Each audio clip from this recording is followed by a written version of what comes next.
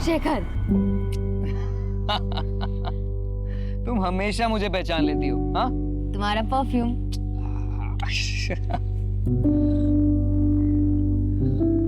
गरिमा, अब मुझे ऐसे रोज रोज थोड़ा थोड़ा मिलना बिल्कुल अच्छा नहीं लगता।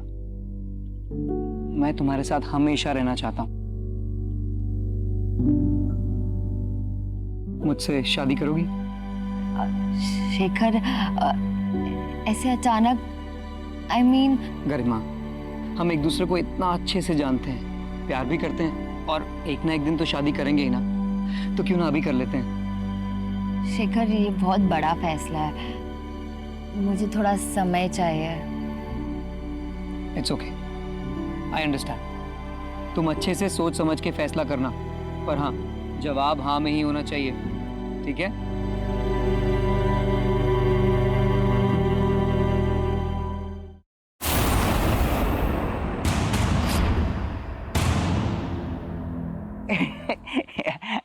चिंटू, दुपट्टा छोड़ मेरा। ऐसे लड़कियों का दुपट्टा नहीं पकड़ते। मुझे तुझसे कुछ कहना है। पहले दुपट्टा छोड़। हाँ। Garima, I like you. Chintu,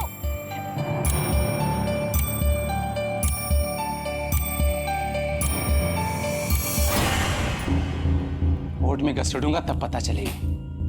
मजाक बना करके रखा है सब। क्या हुआ? सिद्धार्थ और सीमा को दुकान किराए पर देकर के हमने बहुत बड़ी गलती कर दी। आज बात करने के लिए गया तो दुकान खाली नहीं कर रहे थे, चाकू दिखा रहा था मारने के लिए। क्या? मम्मी, पापा, एक गुड न्यूज है। क्या? शेखर ने मुझे आज शादी के लिए प्रपोज किया। तूने हाँ तो नहीं किया ना? नहीं पापा, अब तक तो नहीं, पर हाँ कहने वाली हूँ। तेरी माँ, तुझे उससे अच्छा लड़का मिल सकता है। नहीं पापा, मैंने डिसाइड कर लिया, मैं शेखर से ही शादी करूँगी।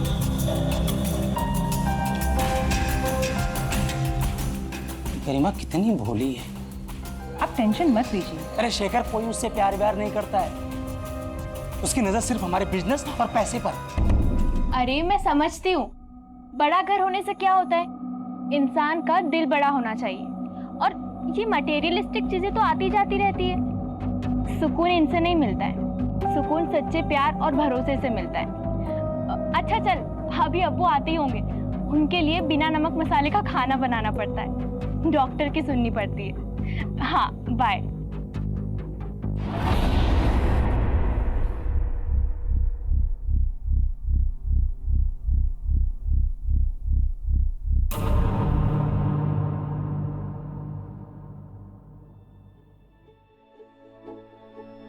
समोसे, वो भी घेरे ना के। हाँ मेरी बहना, सिर्फ तेरे लिए। ये क्या हालत बना कर रखी है गरिमा। हाँ, तू पिछली बार पार्लर कब गई थी?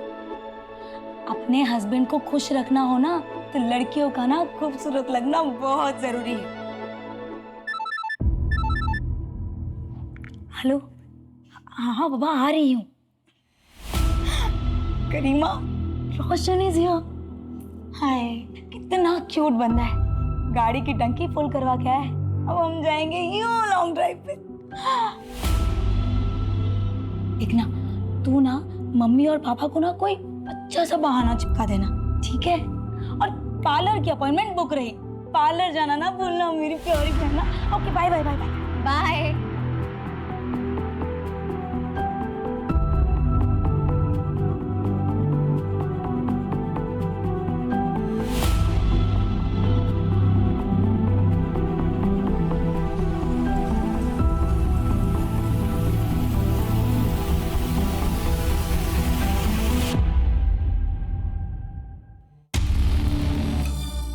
देख भाई, चल ना बात करते हैं। अरे दीजिए ना आंटी, मैं आपकी हेल्प कर देता हूँ, छोड़िए ना। मुझे तुम्हारी कोई मदद नहीं चाहिए। अरे आंटी, पल्लू खुला रखा करो, ज्यादा सुंदर लगोगी। इतना थक गई होगी ना, पसीना पसीना हो गया। लाइए पसीना साफ। बदतमीज! अरे आंटी, क्या हो गया? हम के दीवाने आंटी, और आप ऐसे भाग रहे हो। देखिए, हम जानते हैं कि अंकल से कुछ होने नहीं वाला, पर हम है ना, हमसे दोस्ती कर लो, ऐसी ऐश करेंगे, बहुत खुश रखेंगे आंटी आपको। शर्म नहीं आती तुम लोगों को? अरे तुम्हारी उम्र की बेटियां है मेरी। अरे क्या क्या बात है आंटी, तो आपसे और आपकी बेटी से दोनों से दोस्ती कर लेंगे, फिर तो दिक्कत नहीं है ना आपको। बदतमीज! आइंदा से ऐसी बदतमीजी की ना तो मार मार के भरता बना दूंगी तुम्हारा। मुझे थप्पड़ मारा।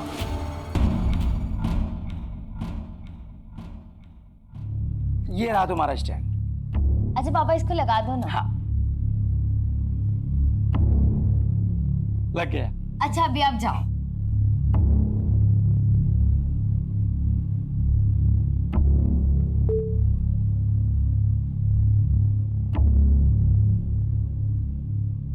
हर एक की लाइफ में एक ऐसा मोड़ जरूर आता है जहां हमें हमारी गलतियां, घाव, कस्में, वादे भूलकर आगे बढ़ना होता है।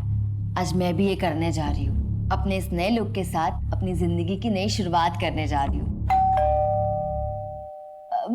मम्मी, पापा देखे कौन आया है?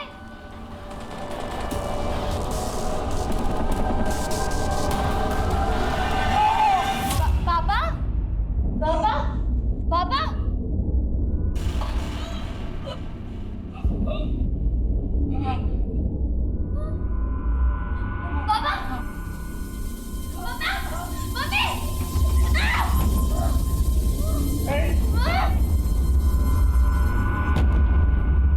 गरिमा, गरिमा,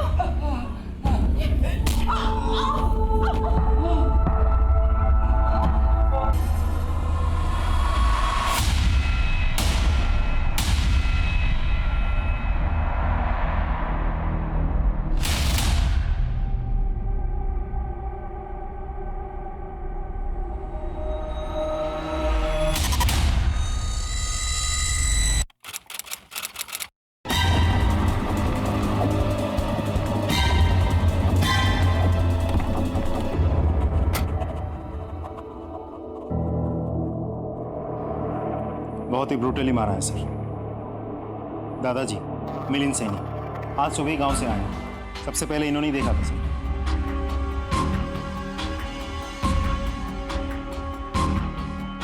सिंह ले जाओ इन्हें। सीसीटीवी चेक किया? कोई सीसीटीवी नहीं है सर, ना घर में ना मोहल्ले में।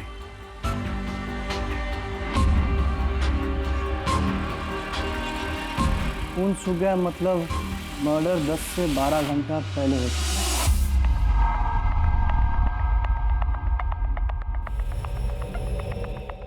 कोई फोर्स एंट्री? नहीं सर, कोई फोर्स एंट्री नहीं हुई। इसका मतलब जरूर कोई जान पहचान वाला हो सकता है और दरवाजा इनमें से किसी ने खोला होगा, शायद इन्होंने।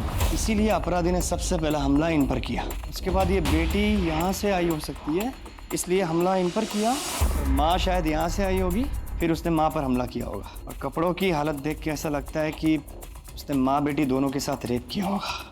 और जिस तरीके से ये खून फैला हुआ है, लगता है बाप ने उठने की कोशिश की होगी लेकिन उठ नहीं पाया होगा। लेकिन फिर भी माँ बेटी को बचाने के लिए उसने अपने आप को घसीटा होगा यहाँ तक, फिर यहीं पर ढेर हो गया। और बाद में शायद अपराधी ने माँ बेटी दोनों को मार डाला होगा। बेचारे को अपनी बीवी और बेटी को अपनी आंखों के सामने मरते हुए देखना पड़ा होगा और फिर वो कातिल ने बाप को मार डाला होगा। लेकिन सर इतना सब कुछ देख के लगता नहीं कि ये सब एक आदमी ने किया होगा। शायद ये भी हो सकता है। देर रात को मर्डर हुआ है तो आस पड़ोस के लोग तो सोए होंगे, लेकिन वॉचमैन तो जागा ही होगा ना। सर बंगले में कोई वॉचमैन नहीं था, एक वॉचमैन ने कॉलोनी का उसे बुलाया। श्रीवास्तव, यहाँ से कोई खास चीज़ बरामद हुई, हथियार वगैरह? नहीं सर, सिर्फ है मोबाइल, लेकिन इसकी बैटरी खत्म हो चुकी है। रिचार्ज करके हमें डेटा रिट्रीव करना होगा, शायद कोई इन्फॉर्मेशन हाथ लग जाए। जोशी जी। सर सर ये चॉकलेट का रेफर मिला है। जोशी।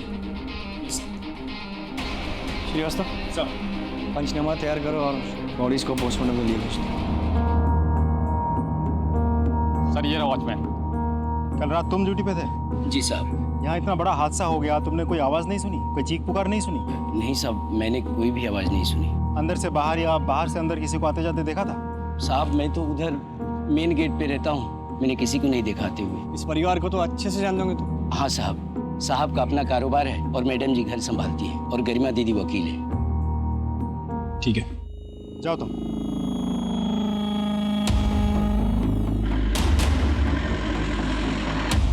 गरिमा, गरिमा, गरिमा।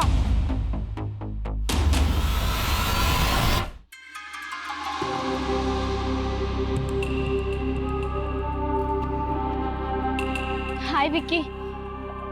रजिया, ऐसा क्या अर्जेंट काम था? विक्की, मैं मेरिट लिस्ट में आई हूँ। अरे तो बहुत अच्छी बात है, तो फिर इतना टेंशन में क्यों? पर फिर भी मुझे कॉलेज में एडमिशन नहीं मिल पा रहा है। मैनेजमेंट पैसे लेकर कम परसेंटेज वालों को एडमिशन दे रही है। तुम उन्हें पर्सनली जानते हो ना, प्लीज़ मेरी हेल्प करोगे? अच्छा ठीक है, मैं ट्राई करके देखता हूँ। Okay, thank you so much, you are my truly best friend.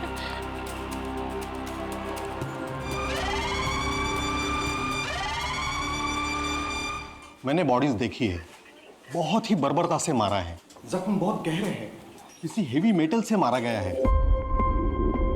Initial तौर पर मैं इतना ही कह सकता हूं कि दोनों लेडीज के साथ रेप हुआ है। बाकी सारी चीजें तो मैं पोस्टमार्टम के बाद ही बता सकता हूं। No please excuse me. Garima, दादाजी।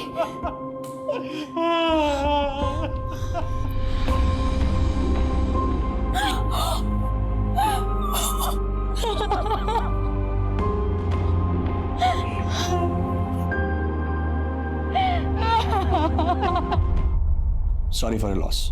आपको क्या लगता है किसने किया होगा ये?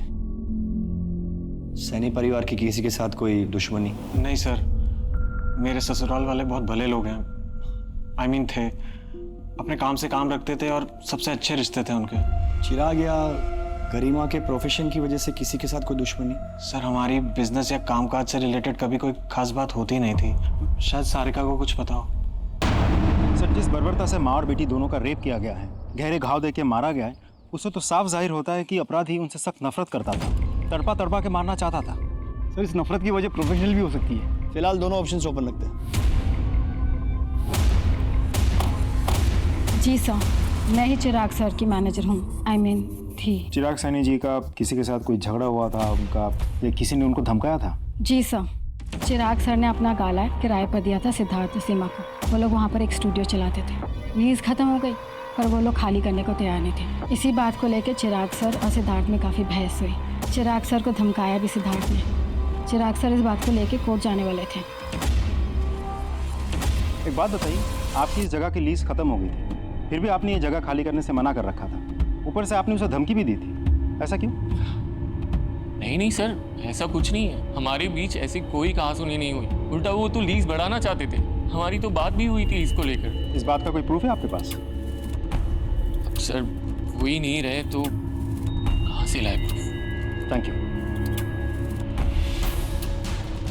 अच्छा हुआ तूने झगड़े की बात नहीं की, वरना तू भी ऊपर पहुंच जाती। हम इन्वेस्टिगेट कर रहे हैं, जल्दी ही क्रिमिनल्स पकड़े जाएंगे। आप इस हादसे के बारे में हमसे कुछ शेयर करना चाहती है तो? कल ही माँ का फोन आया था। माँ बहुत परेशान थी। सारिका, मैं जब घर आ रही थी तब 3-4 लड़कों ने मेरा रास्ता रोक लिया था और मेरे साथ बदतमीजी की थी। क्या? कौन थे वो लोग? अरे वही जो नुक्कड़ पे बाइक पे बैठे रहते हैं ना। तो माँ आवाज लगा देती, किसी से मदद मांग लेती। लेकिन बेटा मैं किसको आवाज देती? आसपास कोई था ही नहीं। लेकिन मैंने भी उनको कस के थप्पड़ मार दिया। मुझे तो लगता है कि उन्हीं लड़कों ने माँ, पापा और गरिमा के साथ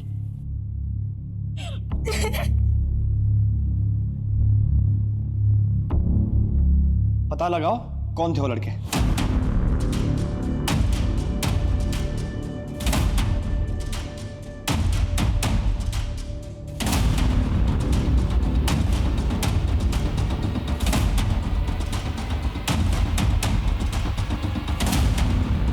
सर, हर जगह देख लिया, वो तीनों लड़के कहीं नहीं मिले। उन लड़कों के रिश्तेदार, यार, दोस्त सब पे नजर रखो। हो सकता है किसी के यहाँ छिपके बैठे हो और उनके सीढ़ियाँ निकलवाओ। सर,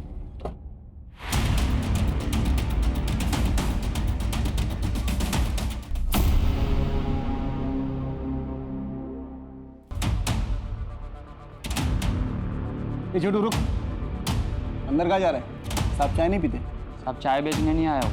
तो हाँ बोलो। साहब मैं उस दिन पार्लर चाय देने गया था, तो वो मैडम है ना जिसका मर्डर हो गया, वो आई थी वहाँ पे। साहब बेचारी को दिखाई नहीं देता ना, वो पार्लर में काम करने वाला आलोक उसे बहुत गंदी नज़र से देख रहा था और बहुत गंदी तरीके से छू रहा था साहब उसको। तो वो मैडम पार्लर से जैसे ही गई ना, आलोक भी उसके पीछे पीछे चला गया।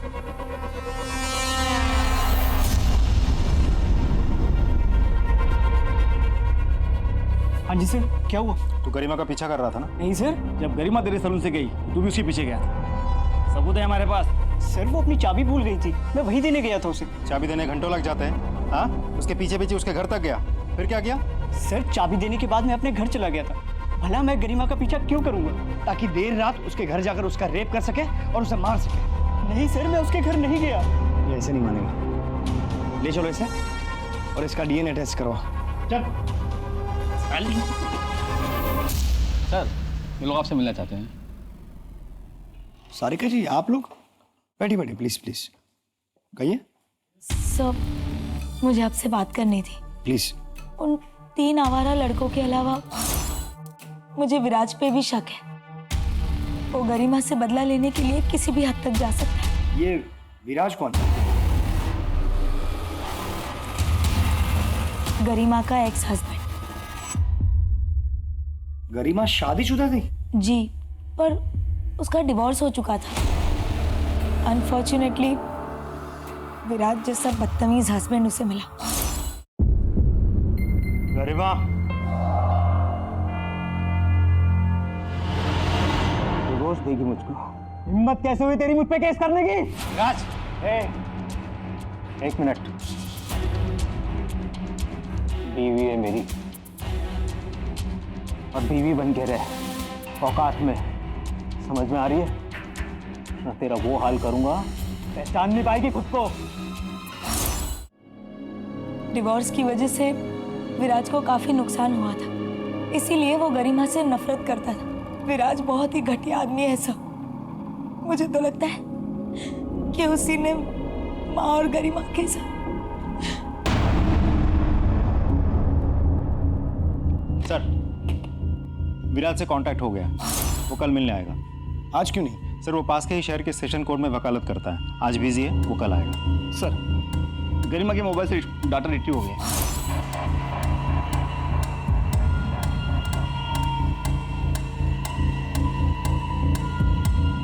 एक बात तो तय होगी कि अपराधी एक ही है। सर, पोस्टमार्टम रिपोर्ट आई है। सर, मीनल और गरिमा दोनों का रेप हुआ है। मतलब दोनों का रेप किसी एक ही आदमी ने किया है। सर, मीनल, गरिमा और चिराग के सर पर गहरी चोट लगने की वजह से जो हेवी ब्लड लॉस हुआ था, उन तीनों की मौत उसी की वजह से हुई है। सर, गरिमा और मीनल के लाशों के साथ भी क्रिमिनल ने रेप किया है।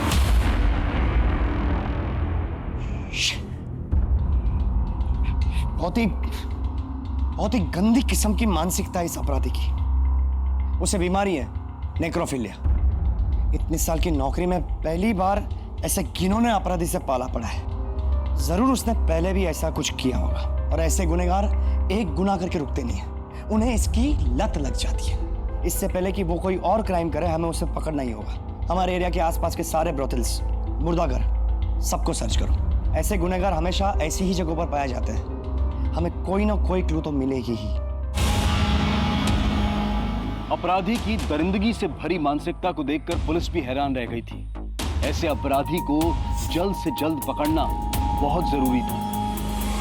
अब बात सिर्फ एक केस की नहीं थी, क्योंकि अगर अपराधी को जल्द से जल्द ना पकड़ा गया तो वो अपनी वहशी ललक को पूरा करने के लिए कई मासूमों की जान ले सकता था।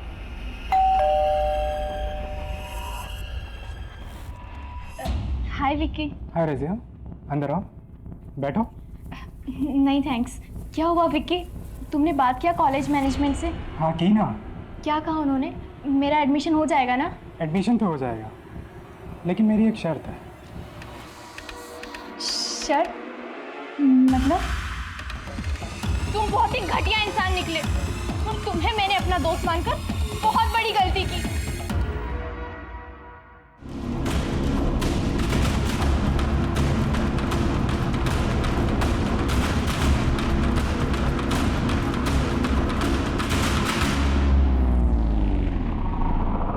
आ जाओ, बैठो।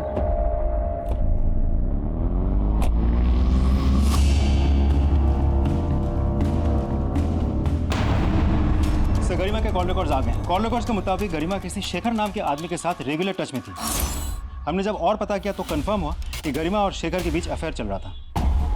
शेखर? शेखर, किसी ने तुम्हारी गर्लफ्रेंड और उसके माँ बाप का खून कर दिया और फिर भी तुम उसे देखने तक नहीं गए? उसे मरा हुआ नहीं देख सकता था सर। शोक मनाने का सबका अपना तरीका होता है सर। लेकिन तुम तो उसके बहुत करीब थे। सर मैं प्यार करता था उससे, हम लोग शादी करने वाले थे।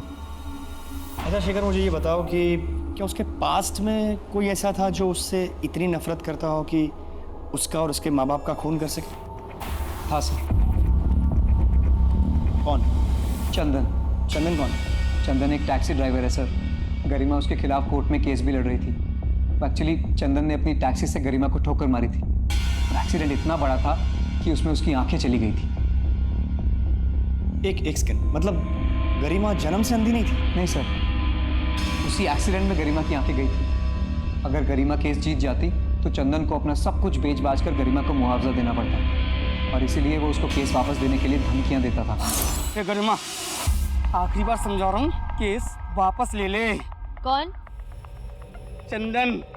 पहचाना नहीं? नहीं लूंगी।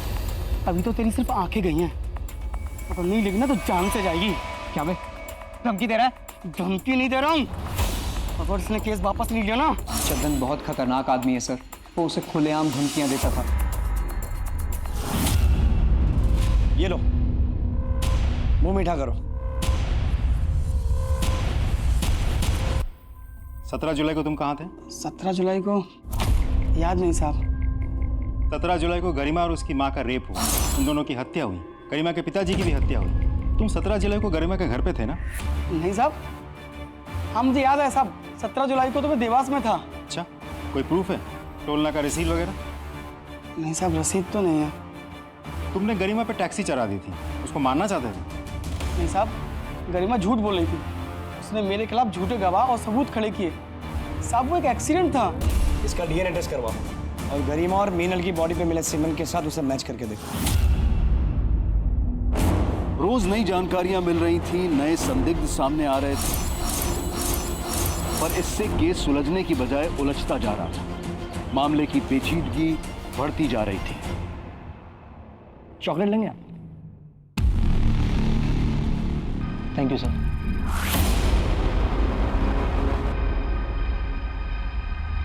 वैसे गरिमा के साथ आपके रिश्ते कैसे थे? सर शादी के बाद शुरू में सब बहुत अच्छा चल रहा था। हम दोनों हस्बैंड वाइफ एक दूसरे से बेहद प्यार करते थे, लेकिन सर हम दोनों ही लॉयर थे और एक ही कोर्ट में प्रैक्टिस किया करते थे, इसलिए पता ही नहीं चला कि कब हम दोनों के बीच का प्यार कंपटीशन और राइवलरी में बदल गया। सर हम दोनों के बीच की गलतफहमियां इतनी बढ़ गई कि बात डिवोर्स तक पहुंच गई। लेकिन सर गरिमा के साथ जो हुआ वो सुनने के बाद मुझे बहुत बुरा लगा। She deserve better. सारिका बता रही थी आपने गरिमा को धमकाया था। सर सारिका खुद अपनी शादी ठीक से नहीं संभाल सकती, वो मेरी शादी के बारे में क्या बताएगी। और सर ये सच है कि गरिमा के साथ सेपरेशन के बाद मैं बहुत ज़्यादा डिस्टर्ब रहने लगा था, पर सर हमारा रिश्ता धीरे धीरे ठीक होने लगा था। आपको क्या लगता है गरिमा को किसने मारा होगा? आपको किसी को शक? सर जब गरिमा और मैं साथ थे तब शेखर नाम का एक लड़का गरिमा के काफ़ी करीब आने की कोशिश करता था। मुझे लगता है कि उसने ये सब किया होगा। और किसी भी कोई शक? नहीं सर, और किसी के बारे में मुझे कोई जानकारी नहीं। Thanks for your time. Sir suspect के लिस्ट में शेखर का भी नाम डाल दूं? दोनों पर नजर रखो और ये विराज भाई साहब की कुंडली निकालिए। सर।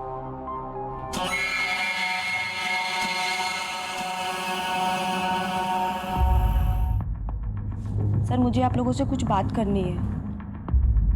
प्लीज बैठिए बैठिए, कहिए। सर मुझे लगता है गरिमा और उसके मम्मी पापा को मेरे हस्बैंड ने ही मारा है। तुम्हारे जैसे किराएदार मुझे नहीं चाहिए। वैसे भी 4 महीने से ये ऑफिस का लीज खत्म हो चुका है ना, तो प्लीज तुम छोड़ के जाओ ऑफिस। ये जगह मैं नहीं छोड़ूंगा, जो उखाड़ना है उखाड़। मतलब लॉयर है मेरी बेटी, कोर्ट में केस करूंगा, समझा? कोर्ट की धमकी किसे दे रहे हैं? दिमाग फिर गया ना तो एक ही झटके में तेरी पूरी फैमिली काट डालूंगा। सर उन्होंने मुझे भी धमकी दी थी कि पुलिस से झगड़े वाली बात छुपा के रखना, नहीं तो वो मुझे भी मार देंगे। सर मुझे क्यों मारे हो सर? मैंने तूने ही मारा है ना चिराग और उसकी फैमिली को? तेरी बीवी ने खुद हमें बताया कि तूने उसको धमकी दी थी। सर मैंने ऐसा कुछ भी नहीं किया, वो झूठ बोल रही है सर। सर मैंने किसी को नहीं मारा। डीएनए टेस्ट करवाओ इसका। सपने हमारी लाइफ में सबसे ज्यादा इम्पोर्टेंट होते हैं। सपनों को हमारा गोल गोल्स बना लेते हैं और गोल्स को अचीव करने के लिए हम वर्क हार्ड करते हैं। तो इन शॉर्ट सपने हमें एक बड़ा ह्यूमन बीइंग बनाते हैं। जैसे हमारा करीबी रिश्ता हमारे मॉम डैड से है, वैसे ही फ्यूचर का सबसे ज्यादा करीबी रिश्ता सपनों से है।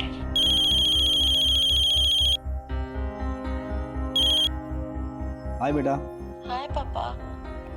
पापा आप क्या कर रहे हैं? कुछ नहीं बेटा, थोड़ा काम में था। खाना खाया आपने? नहीं बेटा, अभी खा लूंगा। आपने खाया? हाँ पापा। Very good. और होमवर्क किया? आज टीचर ने होमवर्क ही नहीं दिया। अरे वाह, लकी। ठीक है, तो आज जल्दी सो जाना। No more TV. ओके पापा। बाय। बाय पापा।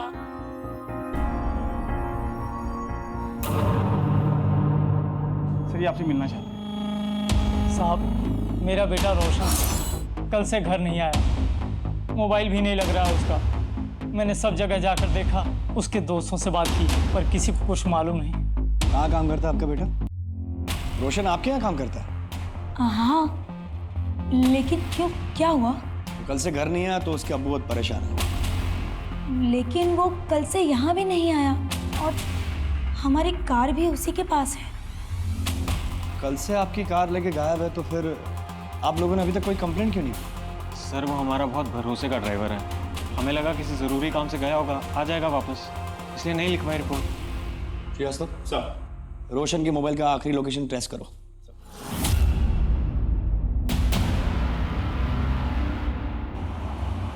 जय हिंद सर। जय हिंद। रोशन की मोबाइल की लोकेशन ट्रैक हो गई है।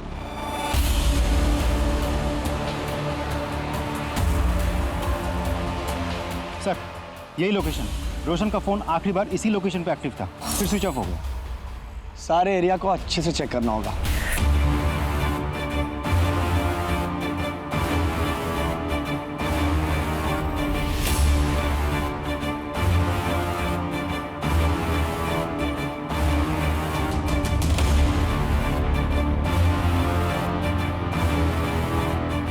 सर, ये मोबाइल मिला, हम करेक्ट लोकेशन पे पहुंचे, तो हो सकता है ये रोशन का मोबाइल हो।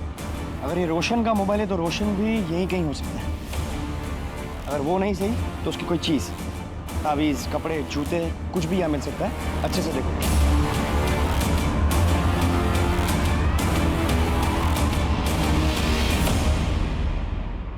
सर,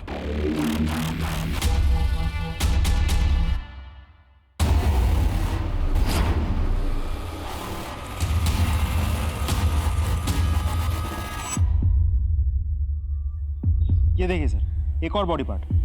मतलब जितने भी बॉडी पार्ट्स मिले रोड की बाईं तरफ मिले, और हर बॉडी पार्ट लगभग 500 मीटर की दूरी पर मिला है। और जहाँ पर भी बॉडी के पार्ट्स मिले वहाँ पे टायर के निशान भी है। श्रीवास्तव, ये रास्ता जाता है इंदौर की ओर। मतलब जिस किसी ने भी ये बॉडी के पार्ट्स फेंके, वो गाड़ी इंदौर की ओर जा रही है। सर,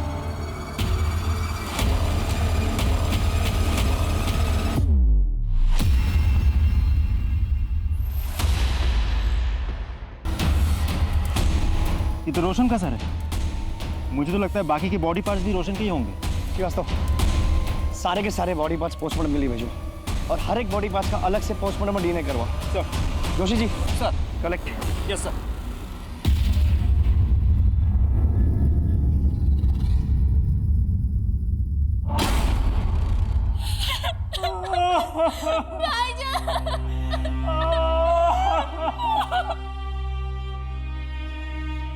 क्या मैं इस वक्त आपसे कुछ सवाल पूछ सकता हूँ?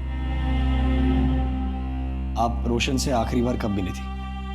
सर, मैं घर जा रही थी, रोशन भाईजान मुझे रास्ते में दिखे। उन्होंने मुझे घर तक लिफ्ट दिया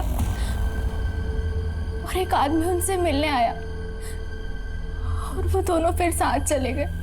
चेहरा याद है आपको? उस टाइम मैं ठीक से देख नहीं पाई।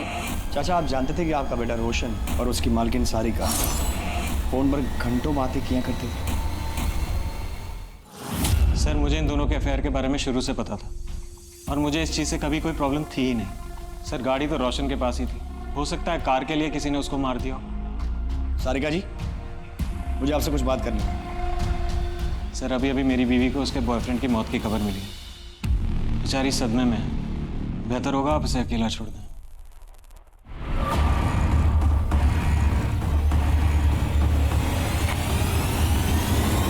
कुछ तो गड़बड़ है। एक पति इतना कैजुअली अपनी ही पत्नी के बॉयफ्रेंड के बारे में बात कर रहा है, उसे अपने बॉयफ्रेंड की मौत का मातम बनाने दे रहा है। कुछ अजीब नहीं लगता आपको? सर विराज ने भी इनके रिश्ते के बारे में कहा था।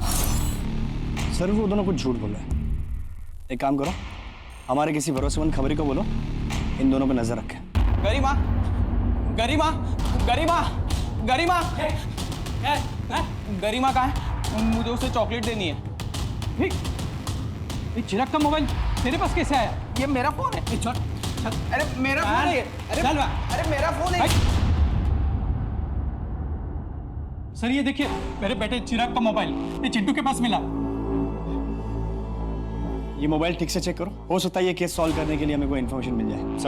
सर ये चिंटू हमारे पड़ोसी का बेटा है सर, हमेशा गरिमा के पीछे पीछे घूमता था, उसे चॉकलेट्स भी देता था। चॉकलेट का रैपर मिला है। सर मुझे तो पक्का यकीन है इसने ही मेरे बेटे, बहू और पोती का मर्डर किया होगा। चिंटू, अरे चिंटू बेटा तू यहाँ क्या कर रहा है? सर ये मेरा बेटा है, इसे क्यों बांध के रखा हुआ है? देखिए चिराग जी का मोबाइल आपके बेटे चिंटू के पास मिला है, उसी के बारे में पूछताछ करनी है। चिंटू, तुम मुझे बताओगे कि ये मोबाइल तुम्हें कहाँ से मिला? वो पॉलिश वाला है ना, उसने कचरे में डाल दिया था। मैंने देखा, मुझे बहुत अच्छा लगा, इसलिए मैं उठा लाया। पॉलिश वाले का पता लगाओ। चल एक बार फोन दिखा के पूछ ही लेते हैं। सर यही वो पॉलिश वाला। खाएगा चॉकलेट? ये मोबाइल देख, पहचानता है इसे? जी साहब। चोरी किया? नहीं साहब, वो चिराजी जूते पॉलिश करवा रहे थे, उनकी जेब से गिर गया।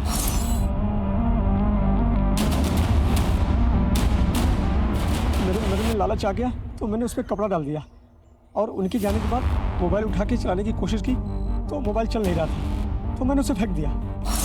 जोशी जी, इसका भी डीएनए टेस्ट करवाओ। अरे साहब मैंने क्या किया साहब? बिठा अंदर। साहब, मैंने क्या किया? सब पता चल जाएगा। चल। सर चंदन के बैंक स्टेटमेंट्स आ गए हैं। गरिमा के एक्सीडेंट के दूसरे ही दिन चंदन के अकाउंट में 2 लाख कैश डिपॉजिट हुए थे। सर सीसीटीवी फुटेज से पता चला है कि विराज के असिस्टेंट बैंक गया था पैसे डिपॉजिट करने। सर प्लीज मारे मत, मैं बताता हूँ सर। मैंने गरिमा से शादी तो कर ली थी, लेकिन एक गड़बड़ हो गई। सर हम दोनों लॉयर थे, अब मेरे सारे क्लाइंट्स गरिमा को प्रेफर करने लगे थे।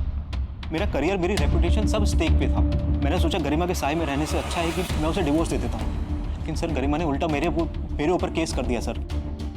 फिर सर मैंने सोच लिया कि मैं गरिमा को रास्ते से हटा देता हूँ। मैंने चंदन को पैसे दिए और मैंने उसे बोला कि एक्सीडेंट में उड़ा दे गरिमा को। सर चंदन ने एक्सीडेंट तो किया, लेकिन गरिमा बच गई। उस एक्सीडेंट में गरिमा अंधी हो गई, लेकिन सर उसके बाद गरिमा के घर पे गरिमा और उसके माता पिता का जो मर्डर हुआ है सर उसमें मेरा कोई हाथ नहीं है। मैं सच कह रहा हूँ सर, मैंने कुछ नहीं किया है। सारे बॉडी पार्ट्स रोशन के ही हैं सर। किसी भारी चीज से वार करने की वजह से रोशन की मौत हुई। मारने के बाद बॉडी के छोटे छोटे टुकड़े कर दिए गए और बॉडी में अल्कोहल के ट्रेसेस भी मिले, विच मीन्स मरने से पहले उसने शराब पी रखी थी। रजिया के कहने के मुताबिक जब रोशन ने उसे ड्रॉप किया तब तो वो बिल्कुल नॉर्मल था। फिर एक आदमी उसे मिलता है, उसके साथ वो कहीं बाहर जाता है। उस स्पॉट से लेकर जहाँ पे हमें रोशन की बॉडी का पहला पार्ट्स मिला, वहाँ तक का डिस्टेंस लगभग 2 किलोमीटर होगा। जी। मतलब उसी दौरान रोशन ने शराब पी होगी या खरीदी होगी। एक काम करो, उसी एरिया के सारे वाइन शॉप और बार्स के सीसीटीवी फुटेज को चेक करवाओ। सर, मिनल को छेड़ने वाले लड़कों में से एक लड़के के घर वालों ने उज्जैन में पैसे भेजे थे और उज्जैन पुलिस की मदद से उन लोगों को गिरफ्तार भी किया। सर और एक जरूरी बात, उन लड़कों के पास से वैसे चॉकलेट्स मिले जिनके रैपर्स मर्डर स्पॉट पे मिले थे। ऐसी चॉकलेट्स बहुत पसंद है ना तुम लोगों को? खाओ, दिखाओ। अब बताओ, तुम में से किसने गरिमा और मीनल का रेप करने के बाद चॉकलेट के ऐसे रैपर वहां पे डाले थे? नहीं सर, हमने ऐसा कुछ भी नहीं किया है। हाँ सर, कुछ भी नहीं किया तो फिर तुम लोग उज्जैन जाकर के छुपे थे? सर हमारी मीनल जी से कहा सुनी हुई थी और उसी रात उनका मर्डर हो गया था। हमें लगा सब लोग हम पर डाउट करेंगे, इसीलिए हम उज्जैन जाकर छिपे रहे। व्यवस्था, इन सबको तब तक तोड़ो जब तक ये लोग सच नहीं बताते। सर उज्जैन से किसी महिला का फोन है जो सिर्फ आपसे ही बात करना चाहती हैं। नमस्ते, मैं सीनियर इंस्पेक्टर विजय शंकर बोल रहा हूँ। सर मैं उज्जैन से भागीरथी बोल रही हूँ। अखबार में सैनी परिवार की खबर पढ़ी। सर ये तो बहुत अच्छा हुआ कि आप खुद यहाँ गए। कुछ महीने पहले की बात है, घर में फर्नीचर का काम चालू था। काम छोड़ के चॉकलेट खाएगा तो काम कब पूरा करेगा? वो तो अच्छा हुआ कि मैं बच गई। उम्र क्या थी उसकी? यही कोई 35-40 साल। उस बंदे का स्केच बनवाने में आप हमारी मदद कर सकती हैं? जी। क्रिमिनल का नाम धर्मेश, माँ का नाम भागीरथी, पेशा carpenter. Excuse me. Hello, okay thank you sir. Kabir की गाड़ी इंदौर के पास मिली है। मतलब रोशन का कातिल भोपाल से इंदौर की ओर गया। इंदौर पुलिस को अलर्ट करो। सर एक वाइन शॉप की सीसीटीवी फुटेज से रोशन को एक आदमी के साथ में शराब खरीद देखा गया। यस, इसी की तलाश थी। यही है इन केसेस का क्रिमिनल।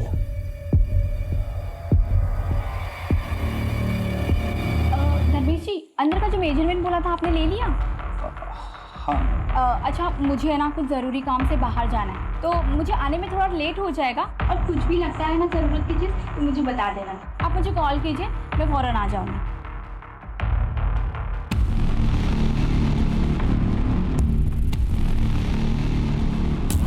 हाँ सर यही है, सीधे तो हमारे घर का फर्नीचर बनाया था।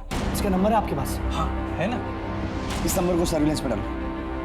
सर कारपेंटर का लोकेशन ट्रैक हो गया, इंदौर में।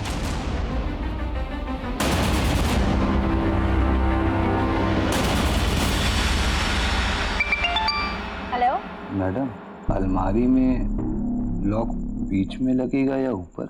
भैया, मैं अभी ड्राइविंग कर रही हूँ, बस एक 10 मिनट में घर पहुँच रही हूँ। मैं आके आपको बताती हूँ, ठीक है? ठीक है मैडम, आ जाओ। हेलो सर, लगभग सारे घर चेक कर ली जहाँ पे वो हो सकता था, लेकिन अभी सिर्फ 2 घर बचे हैं। ठीक है, मुझे वहाँ का लोकेशन भेजिए।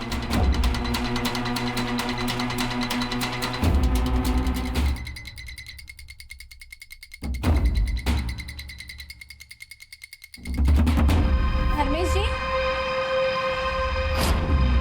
धर्मेश जी, अरे दरवाजा क्यों बंद कर रहे हो आप?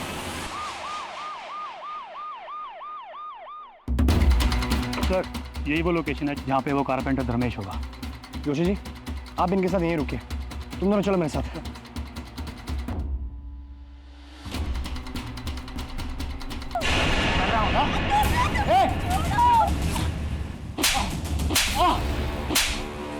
साहब मैं कुछ नहीं किया, साहब मैं कुछ नहीं किया। रुक जा, अबे रुक, रुक, रुक।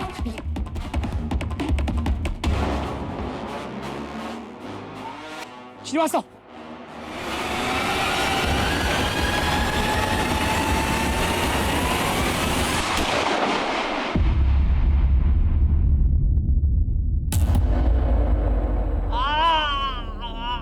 बताता हूँ सब बताता हूँ। मैंने गरिमा के घर में फर्नीचर का काम किया था साहब, तभी से वो मुझे बहुत पसंद आ गई थी। मैं उस रात गया था उनसे प्यार करने, साला बाप भी था, मारना पड़ा, सबको मारना पड़ा।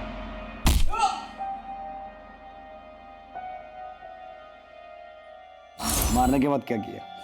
मारने के बाद प्यार किया। मुझे ना साहब औरतों की लाश बहुत अच्छी लगती है।